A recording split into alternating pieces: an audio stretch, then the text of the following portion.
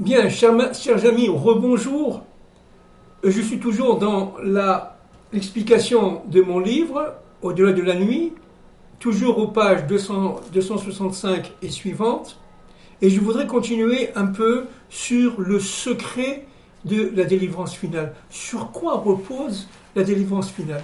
Alors, nous avons dit tout à l'heure que le monde descend en pleine obscurité, de manière à arriver jusqu'à la fin du Théum Rabbah. Le Théum Rabbah, ça fait très peur. On a l'impression que c'est un puits profond d'obscurité dans notre monde qui est sans fin. En fin de compte, dit le Zohar, non. Le Théum Rabbah a une fin. Le Théum Rabbah a une fin. Quand est-ce que la fin se précise? Lorsque, véritablement, les forces, on l'a dit tout à l'heure, les forces de Nimrod, les forces de Babel, les forces de Sodome et Gomorrhe, les forces de Noah, du déluge, se retrouvent dans le ciel de Pharaon. C'est ce qu'on vit aujourd'hui. Une fois que, dit le Zohar, les forces de Pharaon, avec son armée, n'est-ce pas, sont démasquées, alors on arrive véritablement à la sortie vers la lumière, vers la délivrance finale. Donc il ne faut pas avoir peur, il ne faut pas avoir de crainte. Alors vous allez me dire, puisque il faut descendre, alors descendons. Alors il faut comment faire descendre dans l'obscurité, etc. Le Zohar nous prévient. Le Zohar nous prévient. D'accord? Surtout, n'essaye pas. N'essaye pas de descendre tout seul, sans Dieu. Parce que les forces qui t'attendent, qui sont des forces d'obscurité, sont redoutables. Sont absolument redoutables. Ce sont des forces qui relient tout simplement les forces du ténèbre entre elles. Le serpent réside là-bas. Vous vous rappelez, je vous avais dit l'autre fois que dans le Vav, il y a un chourouk, et dans ce chourouk, vous voyez ce point, on l'a déjà dit de nombreuses fois pour ceux qui me suivent, qui m'écoutent, au fond du chourouk, ça veut dire au fond de ce point, au fond de ce tunnel, il y a ce refuge le serpent, ce refuge les forces du mal. Et entre nous et les serpents, il y a énormément de voies d'obscurité. Le Zohar dit surtout ne rentre pas, n'essaye pas, parce que tu ne sortiras pas en paix. Sauf le Messie, sauf les très très très grands, qui eux sont guidés par Dieu. Pour éviter la catastrophe, il faut descendre avec Dieu au jour le jour, en se collant complètement à sa volonté.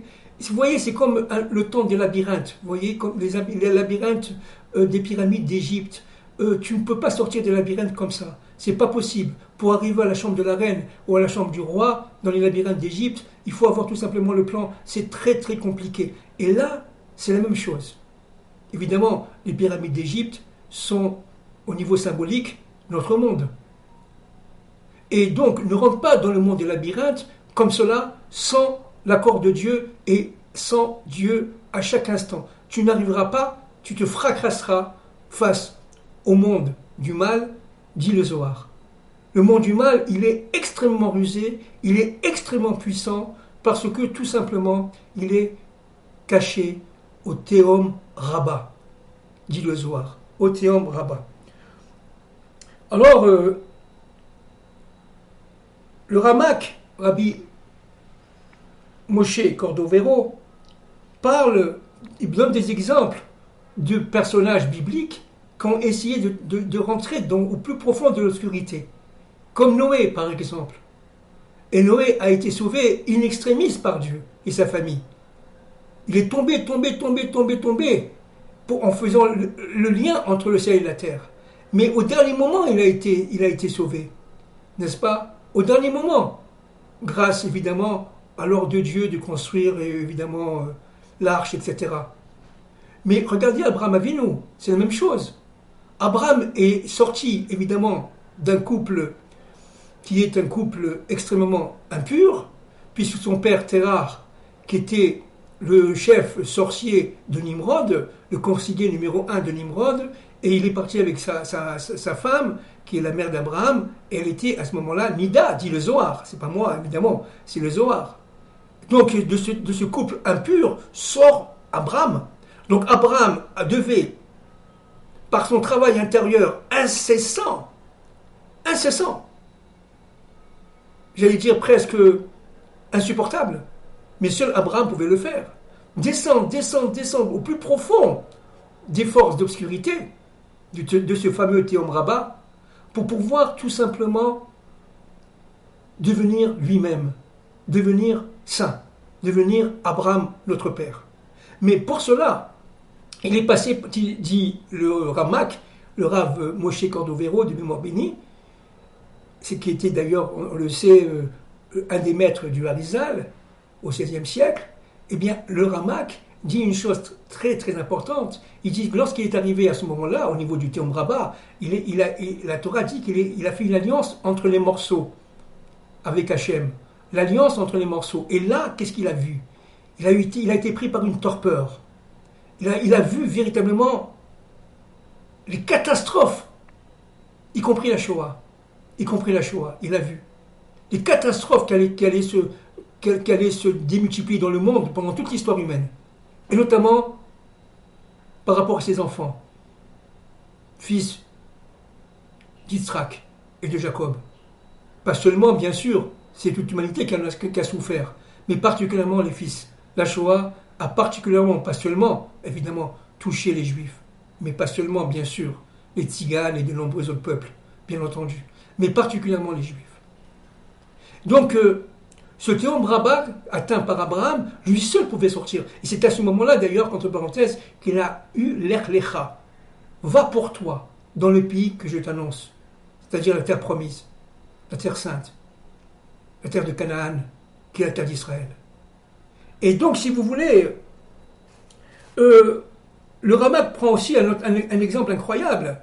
Il dit l'exemple de Jacob. Jacob, c'est lié directement, on le sait, par le Tiferet, il est devenu Israël, il s'est battu contre l'ange de la mort, contre l'ange de son frère, porteur des valeurs mortifères, l'ange d'Ésaü, l'ange d'Ésav en hébreu.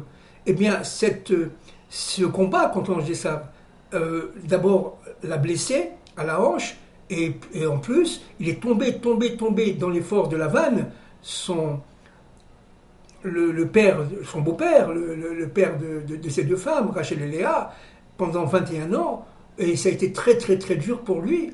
Il a tenu le coup, il est tombé au Théom Rabbah, vraiment. Et à ce moment-là, en étant devenu Jacob, Israël, il voulait révéler, voyez, il voulait révéler la fin des temps de l'histoire à ses enfants. Et il n'a pas réussi, parce que la Shrina a été, si vous voulez, déconnectée. Elle est sortie de son âme, il n'a pas pu, parce que tout simplement, c'était pas le temps. C'était pas le temps. En vérité, nos maîtres disent que, puisqu'on parle de cela, ils disent qu'en fin de compte, il a révélé, mais d'une manière extrêmement cachée. En donnant les bénédictions à ses enfants, il y avait la révélation de la fin des temps de l'histoire, à chacun selon ses fonctions, à chaque enfant selon sa fonction. Et chaque enfant de Jacob était évidemment chef de tribu. La famille de Jacob formait l'unité. 70, ça veut dire l'universel, mais Nefesh. 70, âme au singulier. La famille de Jacob formait une même famille, une même racine, une même âme. Nous, le peuple d'Israël, on forme une même âme. On forme tout simplement une même famille. Nous sommes tout simplement, on le verra tout à l'heure, Adam. Les nations sont Ève. Donc, nous sommes complémentaires les uns par rapport aux autres. On devrait être solidaires.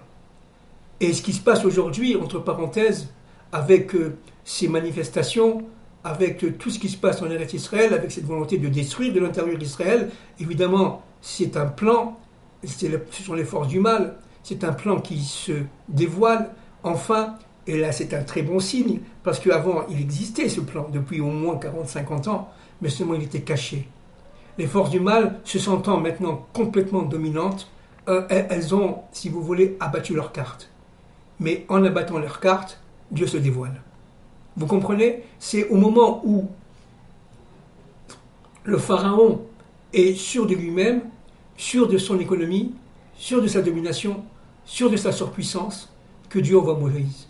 Moïse arrive au moment où véritablement les forces du mal sont à leur sommet, à la crête de leur vague, si vous voulez. Et c'est à ce moment-là. Donc c'est un très bon signe, ce qui se passe en Israël aujourd'hui. Parce que les forces du mal, qui sont aujourd'hui, si vous voulez, entre guillemets, personnifiées par ce qu'on appelle le Erev Rav, alors j'en ai beaucoup parlé, je répète quelque chose de très important, que j'ai dit d'ailleurs il n'y a pas très longtemps avec M. Drey.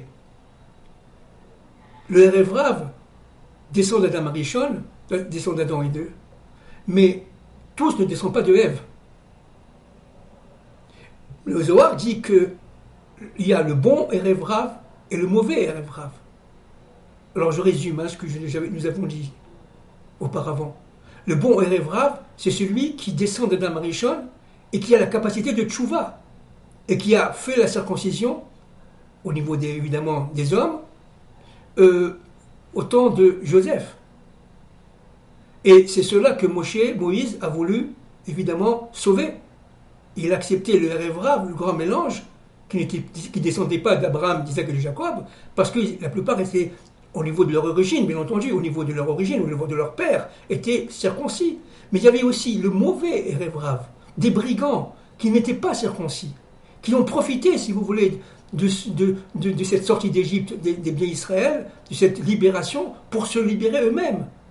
Et ils sont collés à Israël. Vous voyez, ce sont les clipotes. Ce sont ces formes d'impureté qui ne sont pas circoncis, qui n'ont jamais été circoncis au niveau de leurs aïeux et qui, tout simplement, sont sortis. C'est le mauvais côté. Et ce mauvais côté du Erev Rav, qu'on retrouve d'ailleurs en bonne partie aujourd'hui en Eretz Israël, et qu'on retrouve aussi dans le monde, entre parenthèses, qui a fait beaucoup de mal dans l'histoire d'Israël, beaucoup de mal, eh bien, c'est lui qui a poussé, on répète, au veau d'or, c'est lui qui a poussé tout simplement aussi à la faute des explorateurs, et donc le 9 av, vous voyez, et donc tout cela, ce Erev Rav-là, aujourd'hui, se réalise en terre d'Israël, notamment aux environs de la région du Gush Dan, c'est-à-dire la région de Tel Aviv, qui fait que véritablement, ils sont pris par des forces incroyables, n'est-ce pas, qui viennent des forces de leurs origines, de leurs ancêtres, et ces forces-là qui étaient cachées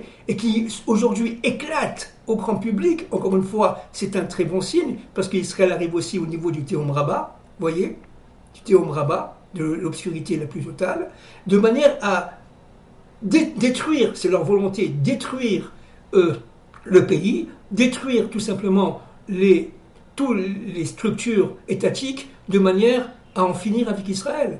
Mais ce Erev Rav-là, ce mauvais Erev Rav, lié aux espions qu'avait envoyé à l'époque Pharaon et qu'on retrouve dans toutes les générations, et notamment aujourd'hui, au sein du peuple juif, eh bien, tous ces gens-là, qui font partie de l'obscurité, du mal, eh bien,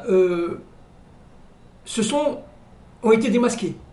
Et comme on l'a dit de nombreuses fois, c'est ça le travail du Messie et du prophète Élie, d'Éliou Hanavi. C'est de démasquer les forces du mal, d'abord.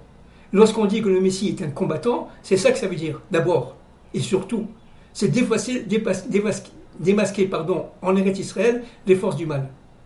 Et donc, ce qui se passe aujourd'hui, c'est que ces forces-là, qui sont évidemment au niveau simple, au niveau historique, financées par l'extérieur, mais attention, il ne faut pas mélanger les forces du mal laïque, qui, elles, vont faire tchouva. Ce n'est pas la laïcité qui est en question. Pas du tout. Ce qui est en question, c'est l'athéisme réuni à la laïcité. Ce qui est dangereux, c'est le fait tout simplement qu'une partie du Erev Rav forme ce que le Zohar appelle négara. Négara.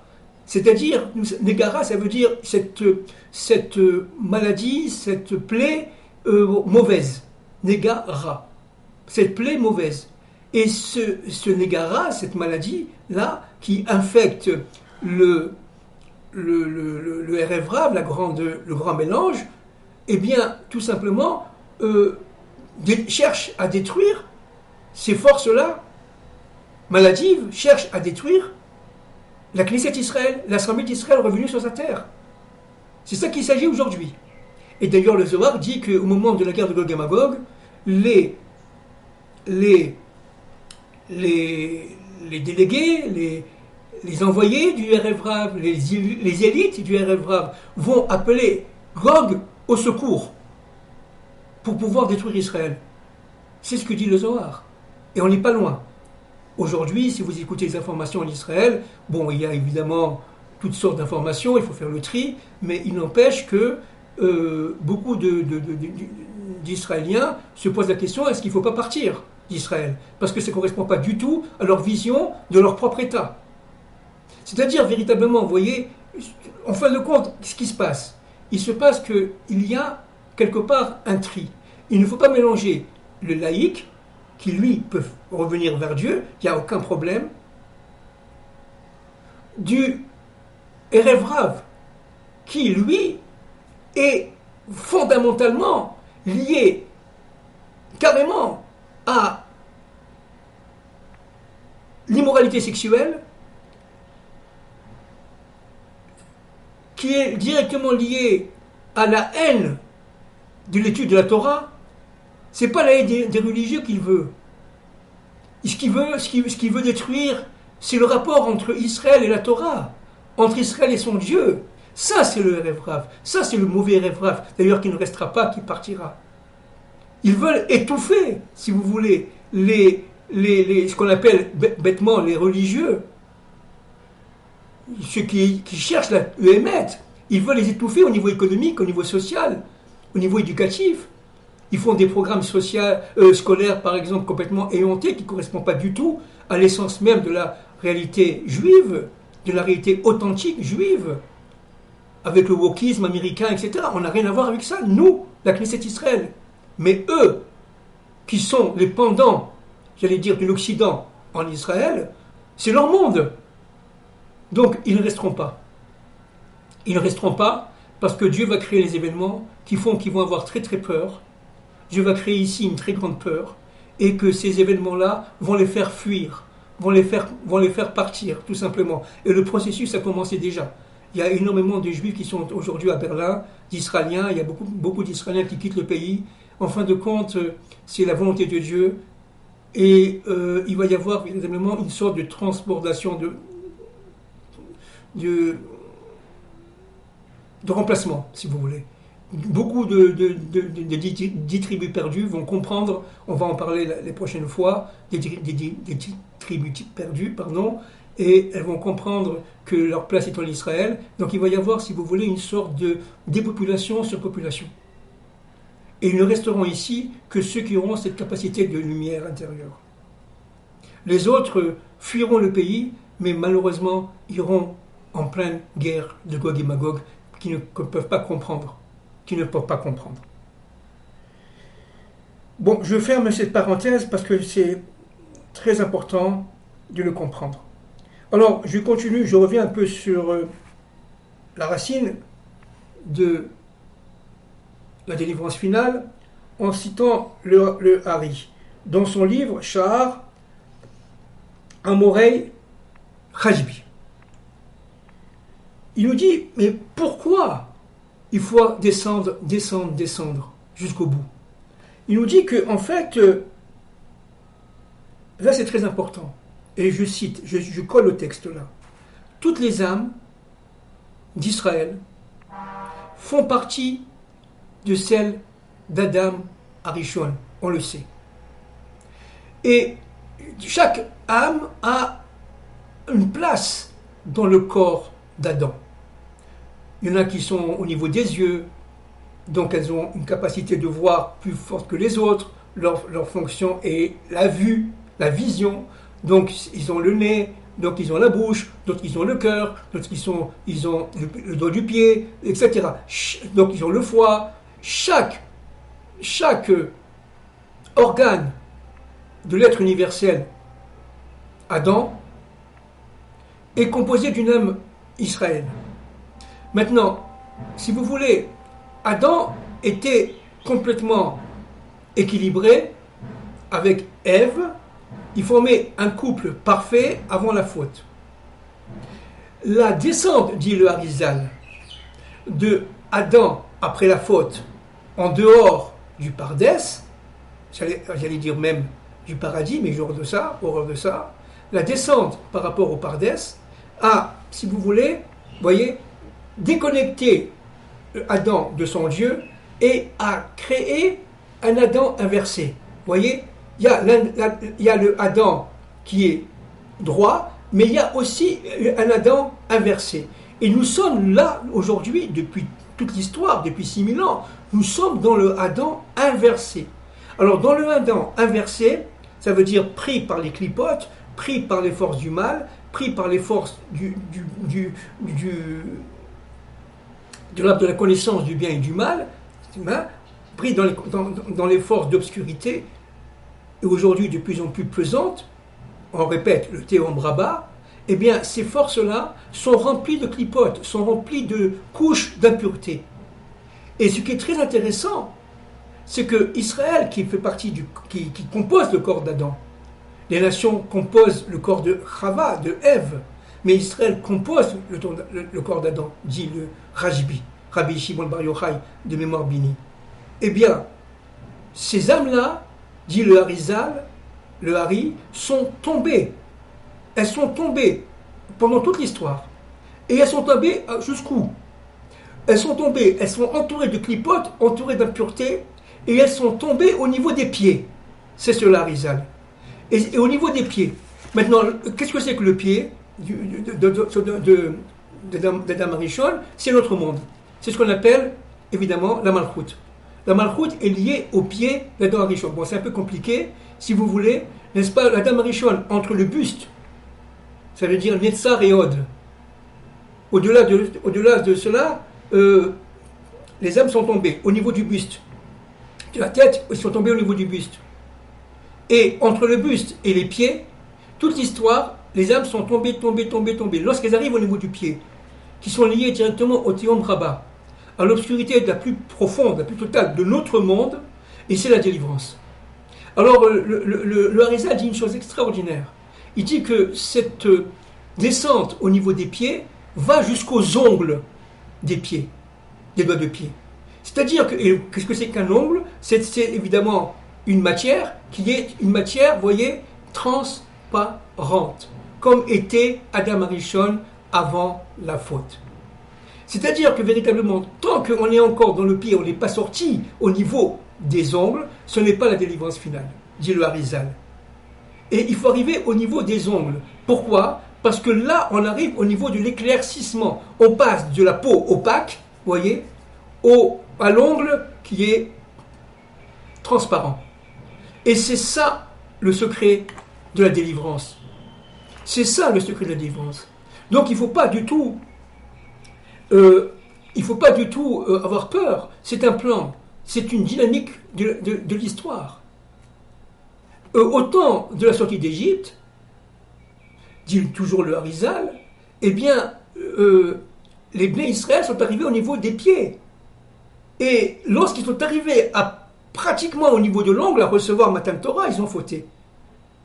Le 17 Tammuz, ils ont fauté, ils ont fait le veau d'or, et donc on est retombé encore dans l'opacité de la peau, l'opacité du monde. Et cela jusqu'au Mashiach. Alors les premiers temples, c'était aussi la capacité de pénétrer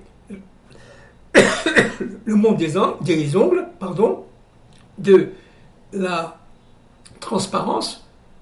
Le second temple aussi, mais la transparence était beaucoup moins affermie qu'au temps du premier temple.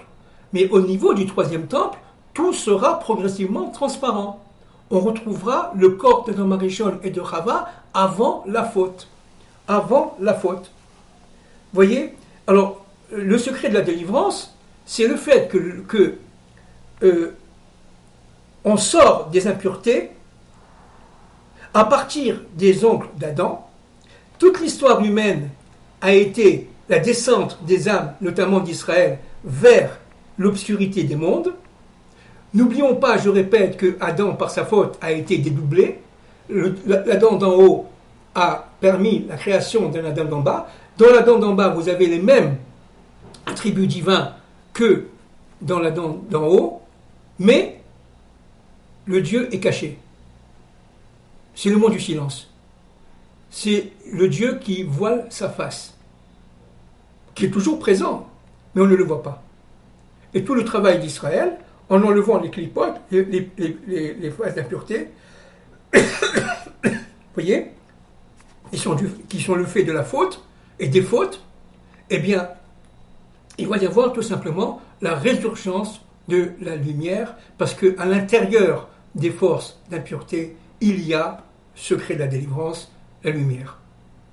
Vous comprenez? Alors, on répète, et là je cite, chaque faute d'Israël perturbe l'équilibre et entraîne le renforcement des forces d'obscurité. Le travail d'Israël par la tchouva, c'est de retirer ces forces d'obscurité. Ces forces d'obscurité, lorsqu'elles atteignent un certain niveau de Théom Rabbah, elles provoquent la grande peur, le grand réveil, c'est la guerre de Gog et Magog, qui fait que véritablement, cette guerre, cette grande peur, va réveiller les âmes qui doivent être réveillées et réveiller les forces du bien. C'est le combat des forces du bien contre les forces du mal. Deuxième chose très importante, c'est que par la tchouva, par la réparation, par la véritable tchouva, les âmes qui sont descendues, vont commencer à remonter. Vous voyez? Et ça, c'est très important. Et tout ça, c'est à partir, encore une fois, de Bereshit, de la faute d'Adam. Alors, maintenant, le Zohar, dans la parashat Pikoudé, pose la question, jusqu'où Israël va aller dans la descente? Alors, on répète, n'est-ce pas? Ils vont descendre au fin fond de la Klippa, de manière à arriver au Théom Rabbah, la grande obscurité, la plus profonde possible. Au-delà de ce niveau de profondeur d'obscurité, c'est la destruction. Et lorsqu'on arrivera au niveau du début de la destruction du monde, Dieu intervient, il envoie le Messie. Dieu intervient, il envoie Moïse. Vous comprenez? C'est-à-dire que, véritablement, il y a un combat entre les clipotes, les forces d'obscurité et les forces du bien. Pourquoi? Alors là, c'est très important selon le Harizal. Le Harizal dit très très bien dans son livre Sha'ar Agilgulim, là je cite, n'est-ce pas,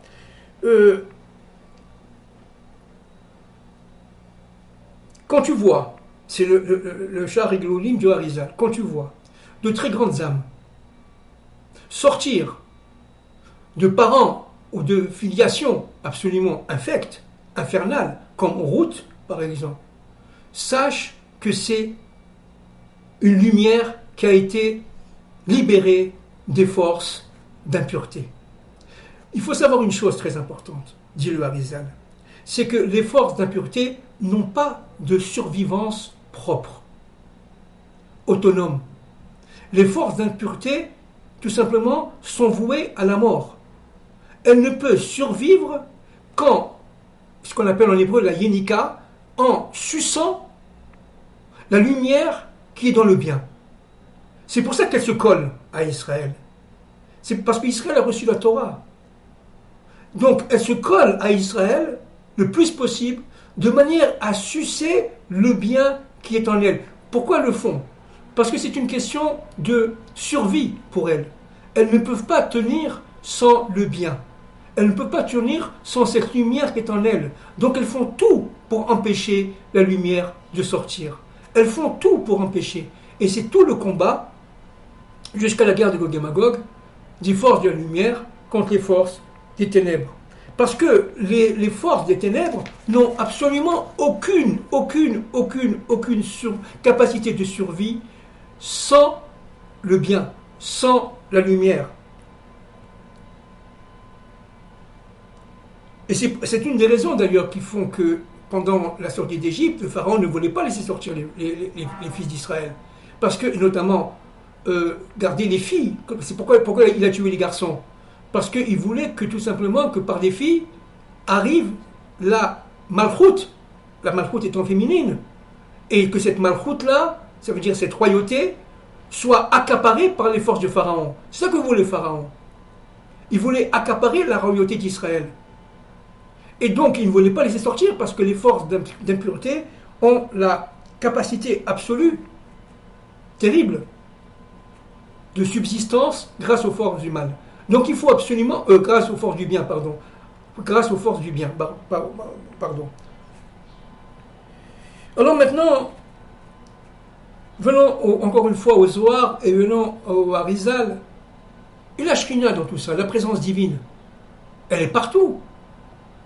La Shrina, lorsque l'âme descend dans le théum, que fait la Shrina? Elle va descendre? Eh bien oui. La Shrina descend et accompagne les âmes qui descendent dans l'obscurité. Pourquoi? Parce que la Shrina, par le principe de miséricorde, n'abandonne pas ses enfants.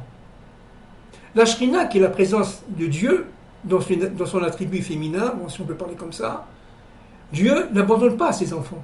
Jamais. Donc il va les accompagner jusqu'au bout, jusqu'à la descente, pour les nourrir. De quoi? De la flamme, de l'étincelle, de lumière divine. Mais cette étincelle, lorsqu'elle est extrêmement induite dans des forces d'obscurité terribles, eh bien, elle ne peut pas rayonner. Eh bien, la Shrina souffre.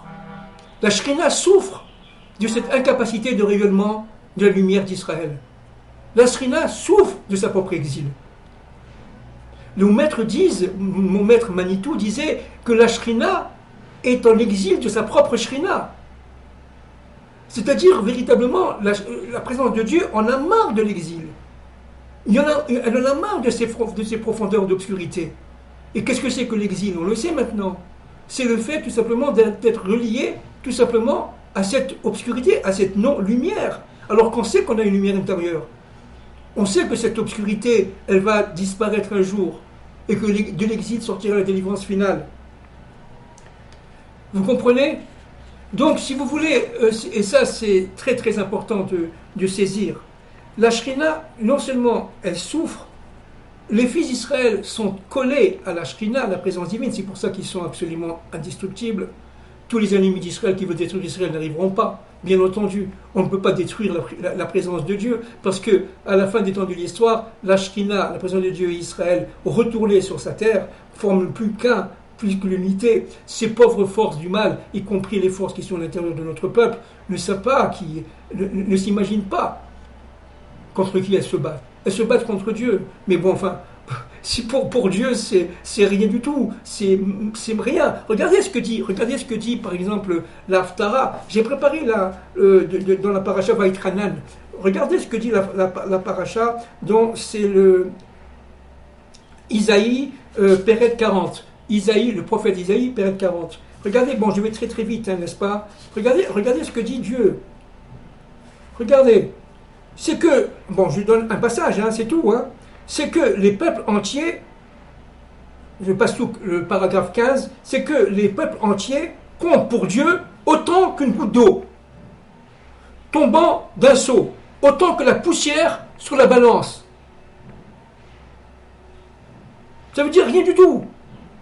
Ça compte pas. Toutes ces forces-là, n'est-ce pas, qui croient dominer, etc., ce sont tout simplement des forces liées à leur propre fantasme, à leur propre force d'impureté. Elles ne voient rien du tout. Elles sont dans l'obscurité la plus totale et elles sentent dominer les pauvres et remplacer Dieu. Vous vous rendez compte dans quel monde nous vivons? Remplacer Dieu, mais c'est risible. Donc ces forces-là qui sont vouées à la mort, parce que tout simplement, avec la guerre de Gog et Magog, elles vont disparaître. Toutes ces élites mortifères vont disparaître. leur puissance monétaire, financière, budgétaire et tout ce que vous voulez vont disparaître, bien entendu. Bien entendu. Il n'y a aucun avenir à ce genre de force. Et le Zohar le dit. C'est pour ça qu'il faut rester patient, il faut rester sûr de soi, il faut rester fort, il faut rester tout simplement lié à Dieu, lié à son Dieu. Tout simplement lié à son Dieu. Faire tchouva. Faire tchouva. Parce que la shrina qui est présente en nous, qui nous suit, jusqu'au Théom Rabbah, on l'a dit tout à l'heure, la shrina souffre. Elle souffre énormément. Parce que tout simplement, elle attend par la tchouva que l'homme se réveille. Et elle descend. Elle souffre de voir la souffrance de l'homme, si vous voulez. Elle souffre de voir la souffrance des justes. Elle souffre de voir la souffrance de ses enfants. Et cette souffrance-là, qui est terrible, parce que tout simplement, elle est destructrice, eh bien, va se réparer par graduation. Et la Shekhinah va resplendir dans le monde à partir d'Israël, bien sûr. Si Dieu veut, Bezrat Hashem, que Dieu nous aide, que Dieu nous donne la force, et que Dieu nous donne l'espérance, parce que nous sommes des gens d'espérance. Nous savons que tout ça, c'est pour le bien. Donc il ne faut pas du tout désespérer. Il faut être sûr de soi. Il faut être fort. Il faut être lié à son Dieu. Il faut être lié à sa famille. Il faut être à la tradition, et c'est très important, traditionnaliste, qu'on soit juif, qu'on ne soit pas juif. Il faut savoir tout simplement que la famille est l'angle, n'est-ce pas? Et c'est l'angle de vie, c'est le sine qua non de toute la vie de l'homme dans ce monde. Et que les rapports humains sont des rapports fondamentaux, liés directement au bien, directement à la solidarité, directement à la tzedaka, c'est-à-dire à de donner au don de l'autre, au don à l'autre. Merci beaucoup.